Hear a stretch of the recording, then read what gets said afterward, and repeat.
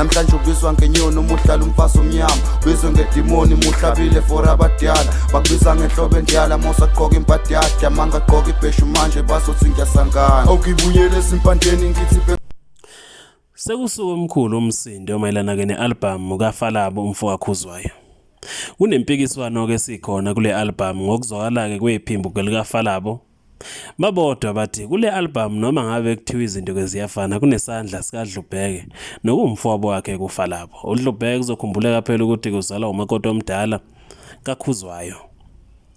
Okungumanximalo uDlubheke wayeka kumculo eminyakeni ke edlule wathi kushiya phansi ngekhala ke ngobuxoko obukhona ke emculweni kaMaskandi njengoba kethi ke abantu kabaningi ke baphila ke impilo kuyamanga ngenxa ke ukuthi ke bancenge ukuthi ke beqashwe lapha nalapha kodwa ke bebeke bexhashazwa.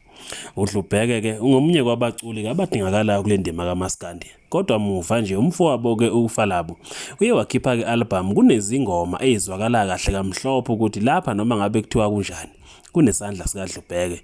Ingomeni esingazibala ingoma ke lapha ke ethandwa kakhulu noma ke edume kakhulu ethi ke ngiphila ngenkani yami inkani yami iyo yona yangiphilisa.